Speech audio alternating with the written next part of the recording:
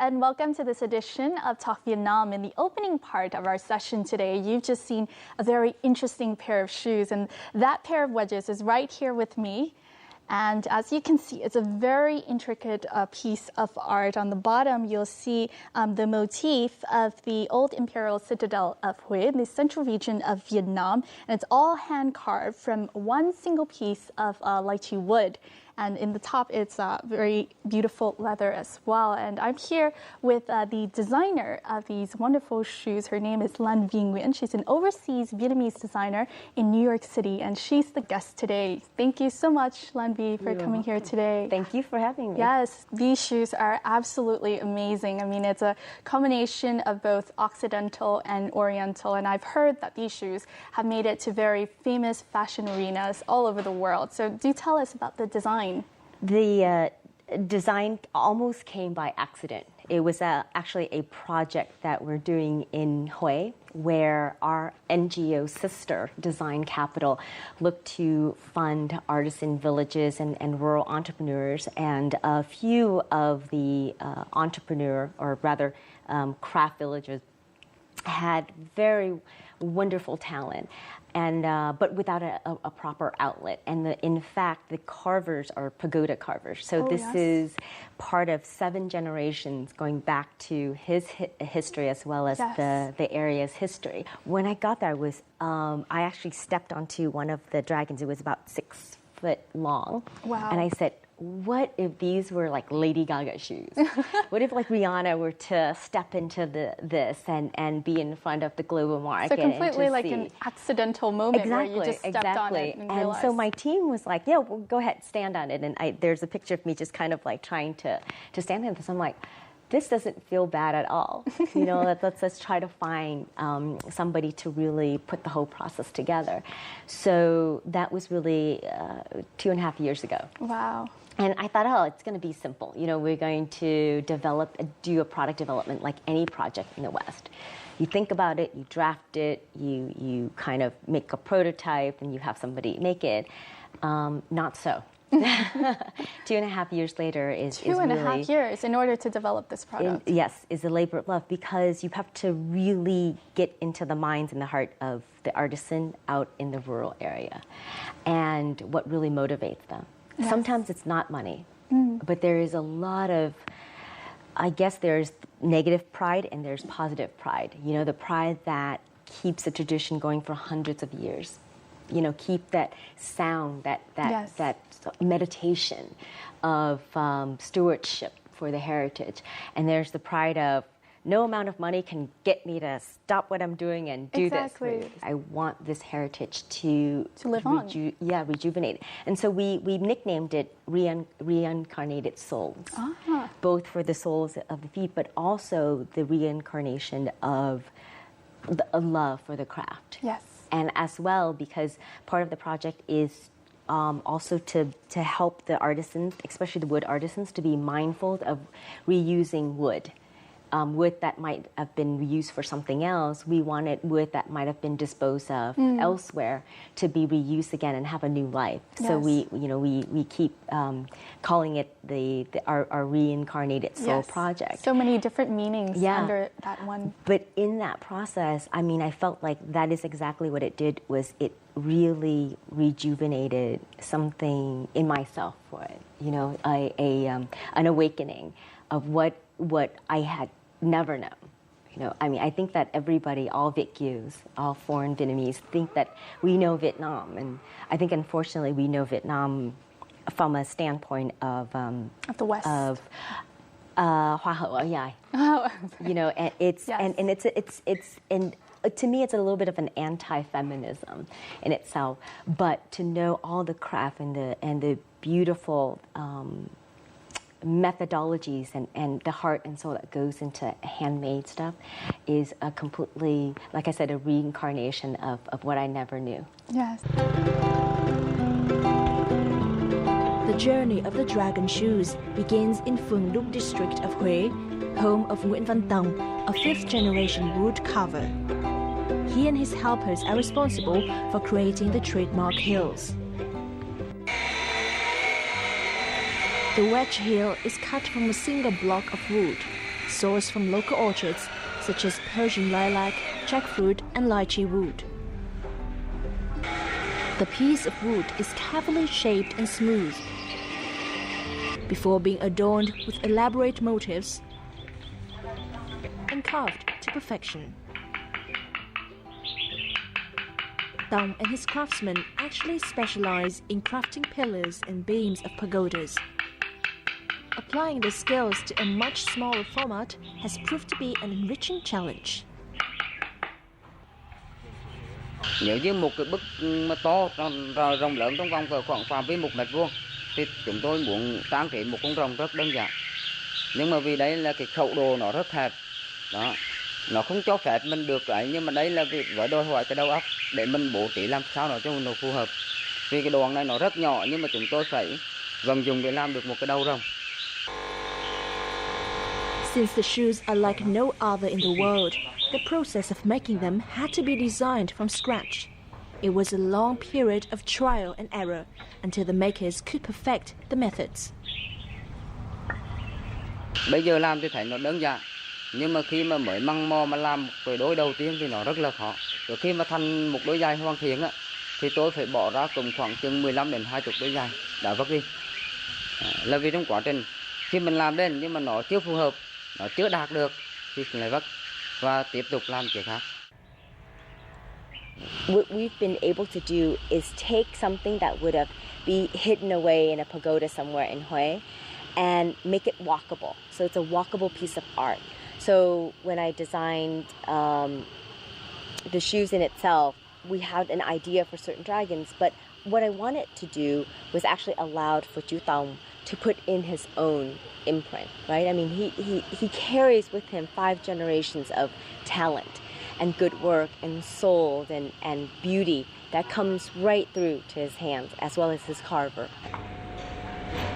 It takes 18 days to translate the artistic abilities of the craftsman into beautiful wearable art. The heels are handmade, which is why no 2 pairs of shoes are alike. Using leather sourced from cattle farms in northern Vietnam and plenty of meticulous work, the shoemaker's job is to make sure that the fit on each pair is perfect. Cái da này mà đưa vào cái đế thì cái đế cao su hoặc là cái đế của người ta đúc sẵn rồi thì nó rất là dễ, nhưng mà từ cái đế mà từ bằng cái gỗ cây này á thì từ khi làm mà mình đưa vào á, thì mình phải tự sửa cái đế này để cho nó ôm theo cái form này. Nó rất là mất công mà rất là khó. Nếu mà thợ mà tay nghề không giỏi thì không bao giờ đưa cái ráp cái chiếc giày này vào với cái đế này nó xịt được. Born in the hands of villagers and now sought after by the trendiest fashionistas, these shoes are the result of a lot of soul and craftsmanship. In the process of being created, the shoes have joined together some of Hue's finest artisans and challenged them to push their creative limits.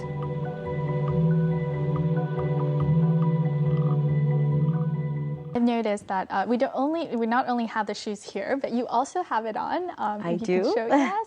How does it feel, kind of wearing this product that only a few years ago you were basically stepping on like a huge piece of wood, and now you're wearing it as a sense of pride, a sense of culture I definitely from think your homeland. I definitely think that it is one of my greatest pride.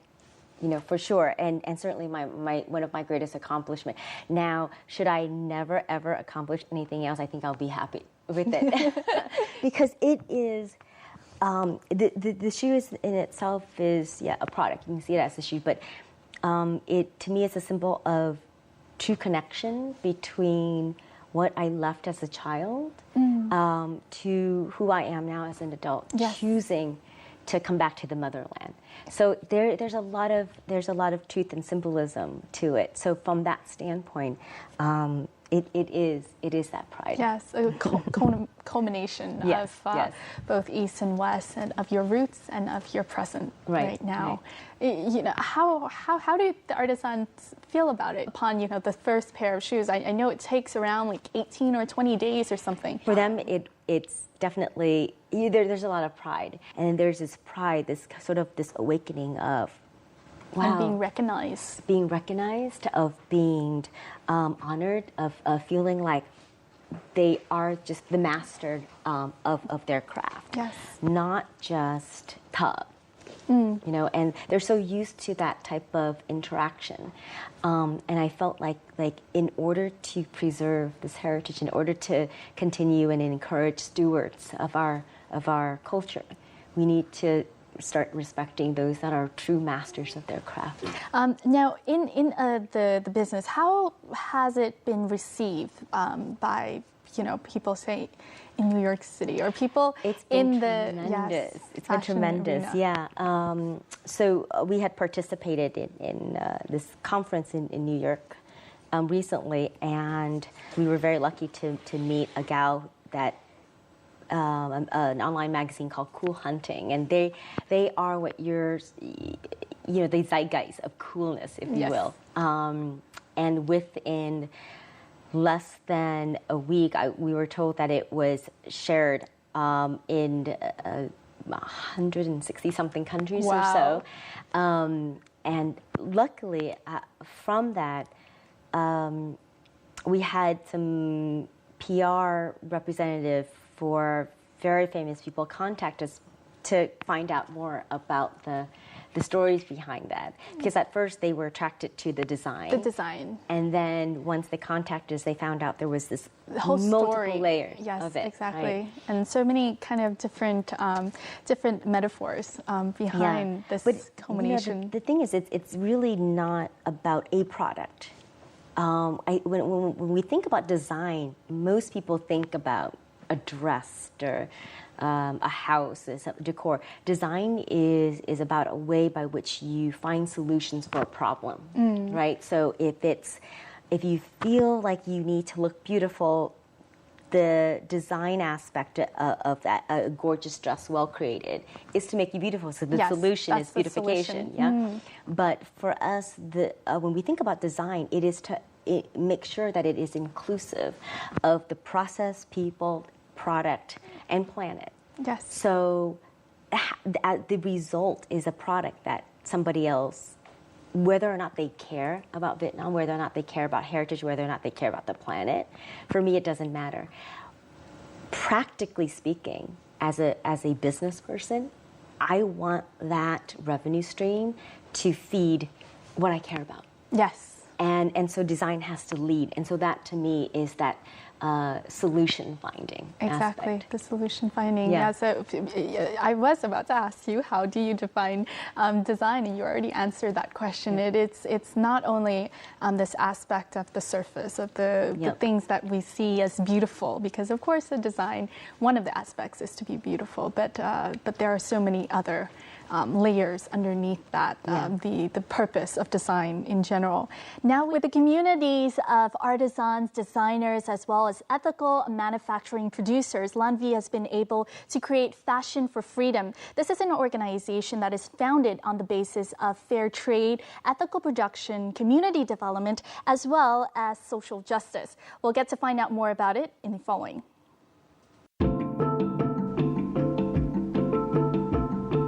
Founded in 2009, Fashion for Freedom consists of 3 business segments: Saigon Socialite, Saigon Laundry, and Village Sourcing, which supports ethical supply chain management.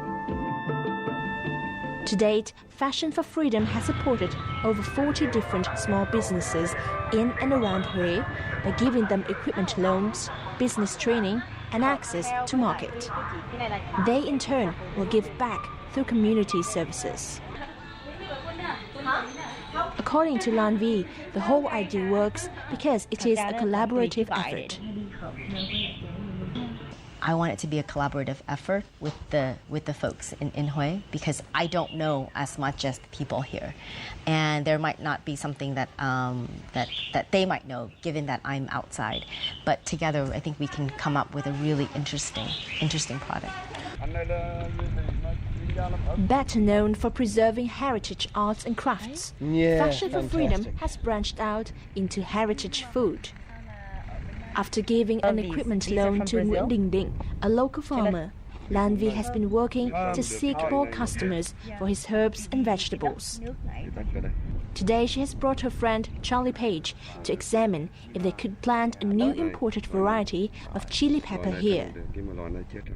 Buying equipment allows them to do something more productive, more cost-effective, but they need customers. They need an outlet. They need someone like Charlie who says, wow, I love what you're doing. I can see opportunities. I'm going to bring more friends here. I'm going to bring other buyers. That's exactly my job, to ensure that this area has longevity, because it should. I mean, if this area has longevity based on the model that we instated, I believe that we can scale it into other areas. Giống như ý định của chị Lan Vy là thật là không phải riêng tôi mình mà ba con ở đây họ rất mừng.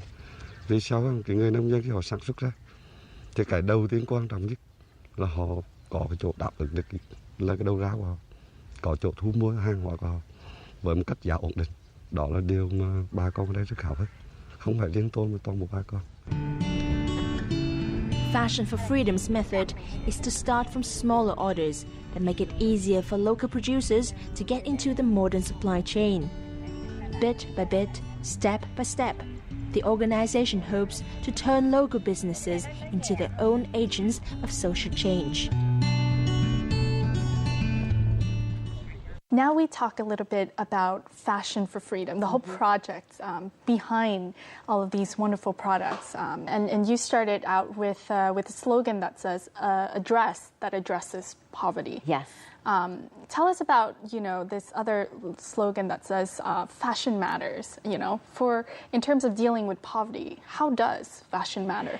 Well, arguably speaking, the fashion industry is the second largest industry next to oil.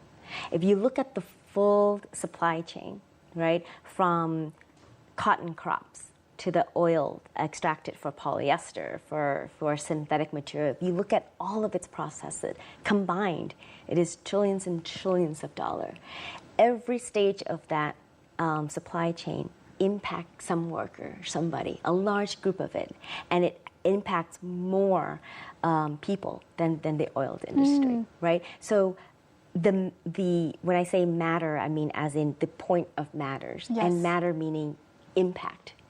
So if someone choose as a consumer to say, I'm going to be blind, be deaf, and be dumb to the real circumstances of buying very, very cheap jeans, they're not thinking about the greater circumstances of it. And God forbid, should somebody pick up a pair of fashionable jeans for their children,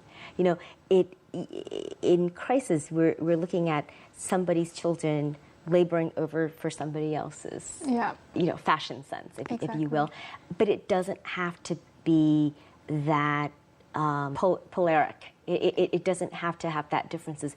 There is a nice medium. We can consider, just 5 cents more or $1 more, and it gives somebody else an education. A big difference. It absolutely makes a big difference. Yes. So, and I believe that Fashion for Freedom, in again, the points of matter of fashion, it's not only about providing an education, providing even a life for a child somewhere across the other side of the world, but it also has, you also address environmental impacts as well. I believe you recycle a lot of the materials, and you also take a look at the materials so that they are not harmful in the after effects. Is that right? It is a very, very important part of it. Like I said, we that's part of our village MBA, if you will. That's part of our teaching to our artisans and to the recipients of our loans.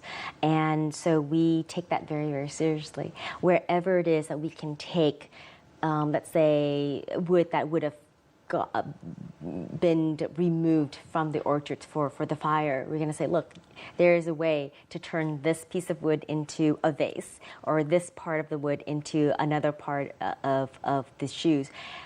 All that process is actually very labor intensive. And it requires the logistics, of all around, of everyone kind of constantly thinking about it.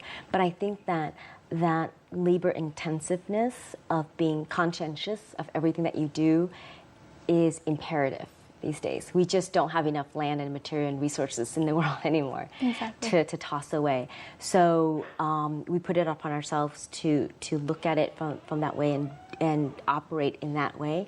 And then we try to encourage it to our artisans as well. But long term, for us, it's not just about staying in the rural area, because that's not going to change anything. Like I said, the supply chain is trillions and trillions of dollars. We need to take that same ethos and try to influence the larger, the mass market, if you will. And I'm so happy that we now have the ability to actually scale up and make products and be able to link to the bigger consort of thinking about what it is to give back to the community. So part of our revenue stream will then go back to the artisans community to help rebuild it. Yes. So I'm really ecstatic about being able to do that. So reaching, again, as you said, going beyond the rural areas, going beyond just supporting the artisans to reaching the big marketplaces that will, again, trickle down in a positive way to the artisans. Exactly. Again. Lan Vy Nguyễn and her family moved to the U.S. when she was 7 years old. Growing up in California, Lan Vy then attended Boston University and graduated with a major in finance and marketing.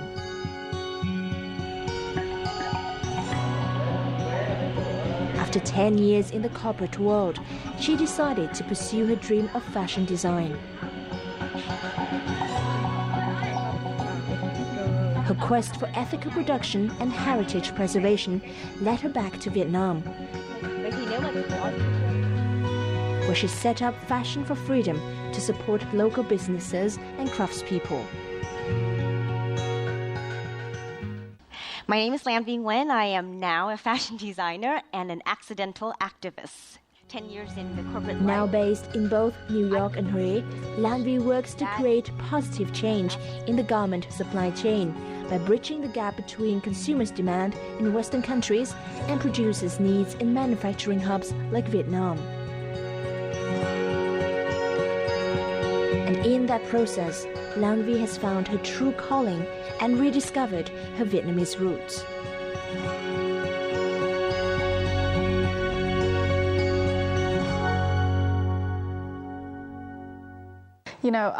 You said you grew up from a boat refugee family. Yes. Your parents were not really supportive of you going back to Vietnam. No, and they are not now. Yes, tell us about that, if you don't mind. How does it feel kind of coming back to the homeland but not really getting that support from your family who are basically your connection to Vietnam?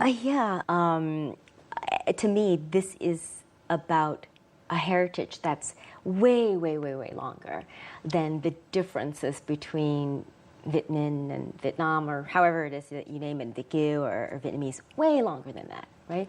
It is a arguably 3,000 or 4,000 years old. Exactly. Right. So I don't care what the politics is, but I think for my parents it's really important to have a sense or direction in politics. From my perspective, I'm apolitical.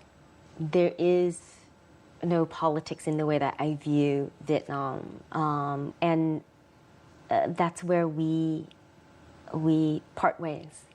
And in parting that ways, I frankly have not spoken to my parents in quite a few years. Yes. Have you ever regretted your decision to come back to Vietnam? Not at all. Not at all. I think it is a personal journey, and it continues to be a personal journey that is shared among many.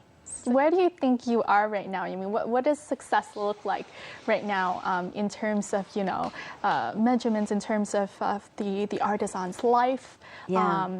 For you now, after many years being a self-taught entrepreneur? Oh, I am far from success. I can count more failures than success, frankly. But I think that to be a really good entrepreneur, to be somebody that's worth looking at, you have to push the limits.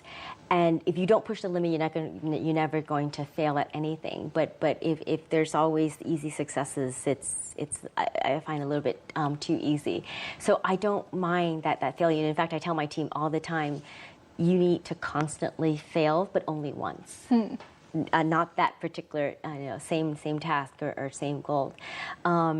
So I like this model to be replicated. Yes. I like to see a collaboration between us and, let's say, people in government that truly wants to embrace the maintenance, the preservation of our heritage. I don't think that it's enough to say we're inspired by the ethnic minority of Taoy and hear their fabric and then have a fashion show and then call it a day. Yeah. I think that the opening of doors, bringing in the customers, speaking on their behalf when we know that they can't, negotiating for them, that is absolutely necessary. Yes. So I want this model to be replicated, and it's being responsible for your brainchild and not just Absolutely. Carrying out the surface, but really following it through like your child. Yeah, and this to be the model that I could go back and actually do that for the U.S. There is now cities in the U.S. where I think it's in worse condition than in Vietnam. Detroit has turned off its water for its city. That is absolutely ridiculous. I think as an immigrant in the U.S., benefiting from what was given to me, I'd like to be able to say, in our little town of Hue, in our village of Hue, we can create a model that allow for economic freedom and growth in a place like Detroit or Oakland or the Appalachians or the Navajos who have beautiful craft in itself. Exactly. That would be a success for me. Not just giving back to your homeland, which is Vietnam, but also my adopted home. motherland. Yes, and that is the U.S. Yes. That's very sweet. Now, as part of the Fashion for Freedom effort, Lan Vy has been able to visit many of the communities of artisans here in the country, even in very remote areas, in order to help them with the challenges in finding a marketplace for their products and also to develop those products. In the following, we'll take a look at a trip that she has taken to A Lưới in Thừa Thiên Huế province. Hi Thoại. Today, Lan Vy has come to visit Thoại, an ethnic Taoy weaver who supplies brocade fabric for Lan Vy's designs. This type of brocade, called zang, features colorful beads that are woven into black cotton.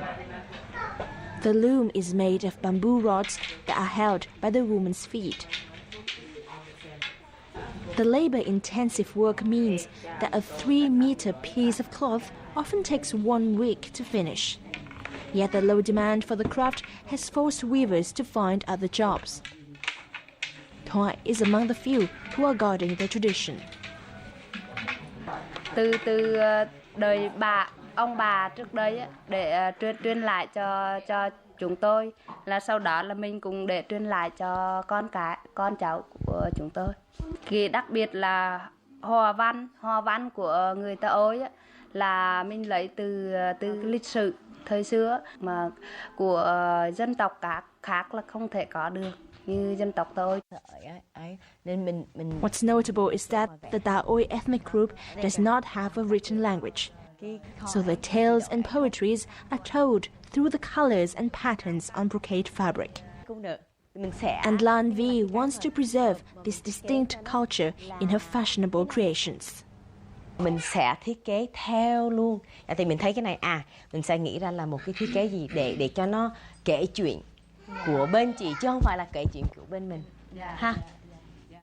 It's my responsibility to redesign the product, the final product, based on what it is that they can do, because I'm responsible for showing their language, right? I can't change the poetry. I shouldn't. I shouldn't have that right to. It's her language. So I will decorate around that beautiful poetry so that her song can be sung. Như vậy không được. Thì cái nắp nhỏ. The most practical way that Lan Vy is trying to help Thoại is by including the zang fabric into her high fashion designs and by finding more customers for the weavers. Có người ví dụ khách một lần tới mua, cùng mua một lần thôi, không tới mãi. Dòng cô là ba lần tới rồi, mà không phải đường xá là gần đây, đường xá xa xôi rất khó khăn. Mà làm về có lời hay không, mà đặc biệt là muốn giúp chúng em là biết rồi nhưng mà không biết nói tiếng. Even though we can't say too many words, the feelings and the understanding is so perfectly clear. And this is the first time she ever expressed anything in that sense. She could appreciate that of what I'm doing for her. So I'm just so utterly moved by the whole interaction. So. Though coming from different backgrounds, these women have found in each other a common passion and strength to keep up their role as stewards of heritage. In the previous report, we just saw your visit to A Lưới. Yes, one of the kind of the more highlands, remote areas of Thừa Thiên Huế province. As we said, it's going to the border and very far away. And you had a very emotional meeting with Ms. Thoại. Yes. Yes. Please tell us about this meeting. Why was it so emotional for you? It was the first time where we shared feelings. She was asked what it meant to work together, and she said, she was just appreciative that we would constantly make that trek from Huế to there. Now with the roads more paved, it's not all paved, but now with much of the mountainside paved, it's a lot easier for us. When we first came, it's just dirt and rock, and so it's a very difficult travel for us to get to them. It's just very cost prohibitive for them to come to Huế.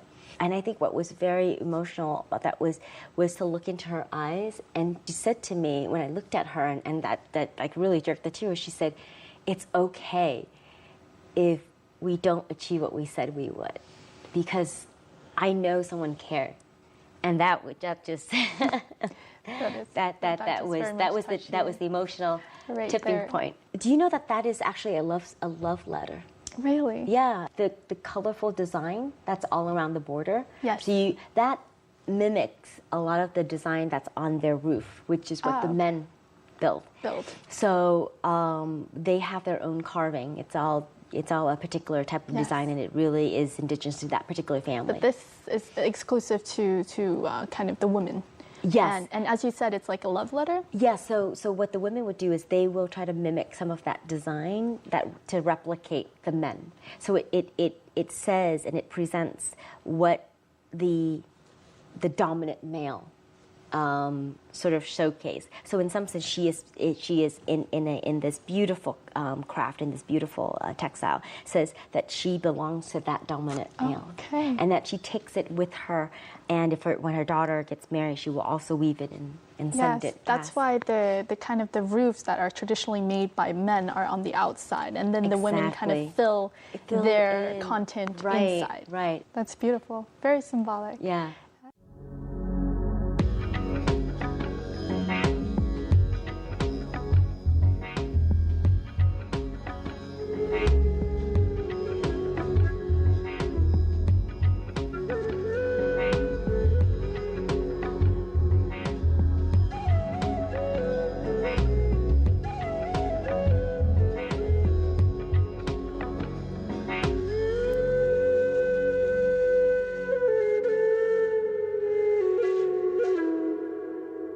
Yeah, so now here in the studio, Lan Vy has been gracious enough to bring some of the products from Fashion for Freedom to share with us. And I'm holding here one of the vests. And Lan Vy, tell me about this beautiful vest that has, it's the same kind of embroidery of the Taoist people that we were looking at. Yeah? Yes. So the whole idea is to marry more modern design with the fabric that's woven, the textile that's woven by the Taoist tribal women. The whole design and really inspiration, what we did was we also took masculinity versus femininity, and we looked at creating a vest that was inspired by motorcycle gang. Yes. One, because transportation to them was very difficult. Kind of like motorbike jacket. Yes. Almost. Yeah. And the beautiful elaborate design on the back. Just pulling that together, but I like to show you the more intricate product of their work, and this is something that I'd love for you to try on. Really? Yes. And what we can do is have you try this on. Okay, and that would be great. I'll put. Thank you so much. Wow, this is beautiful. Yes. So put it on. It seems to be a very nice fit on me. What do you think? It looks lovely. It looks lovely. It's a combination of modern and feminism. Yes. Or femininity in itself. So I feel very Lady Gaga-ish with these little two kind of shoulder pads. Yeah. No, I mean, our whole idea is to kind of throw in that like rocker chick type of thing, and it's actually it's a brainchild of our design intern who was from Denver. She thought this idea of pulling in motorcycle gangster thing. Of course. Noting that it takes us so long to visit them, and that they're just a group of tribal women pulling this together. And for me, because they speak for their whole culture, it is their badass. To me, they are the badass exactly. group. Very, strong. They are, as we said before, the metaphor with the house and the roof. They are what makes the house stand. Exactly. Yeah. Exactly. So you've done an amazing job, kind of linking the fund and the fashion here. What is your next step? Where do you look to going in the future? We're still going to continue with incubating the artisans or rural villages. I think that is absolutely critical. And that is the sort of the circular. To me, it's the cradle to cradle model. The other part, the scalable, the growth part, is growing that sector that is the garment sector, and really trying to create a consortium of other factories besides Untao factory, and really encourage them to look at what corporate social responsibility looks like in the supply chain. And I want us to be the sort of the originator of this type of model. Earlier when I said I want this to be a copy for Detroit, let's say, it is because we've spent so much time and effort here. If we were to succeed in taking this model back to my adopted homeland, I like it to be with people from that particular area, exactly. Understanding that culture there as well. I think this model will only work in that way. It has to be embraced. It has to be made by the people from the place in order for it to matter. It has to be the fishermen themselves, and not someone else coming in and taking the rod. In that metaphorical sense. What is your biggest wish for the future? I liked.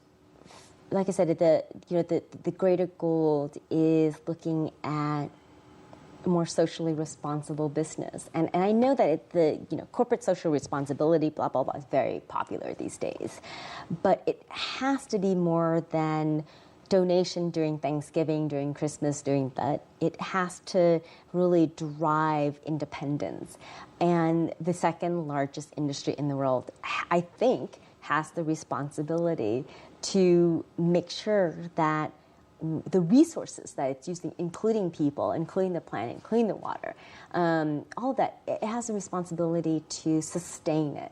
right? With our population, it's going to grow. We're not going anywhere. Yeah. So it's going to get tighter.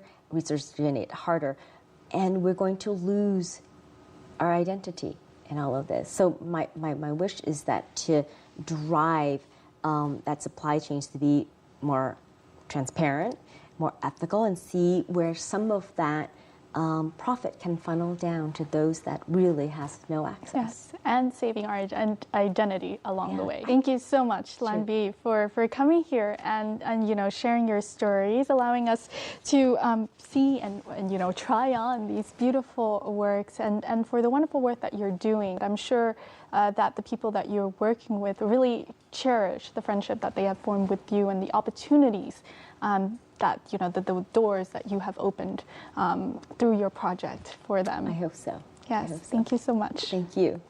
And that wraps up this edition of Talk Vietnam. We hope that through this edition, not only have you been more aware of the wonderful artisan, the craftsmanship that Vietnamese artisans have been able to offer to the fashion arena of the world, but also that you will be more aware the next time you pick up a pair of jeans, a piece of clothing, you will think about, as Lan Vy says, where it comes from, the people behind these wonderful works of art that you are wearing, so that you are more socially responsible in your way, in your fashion, in your style every day.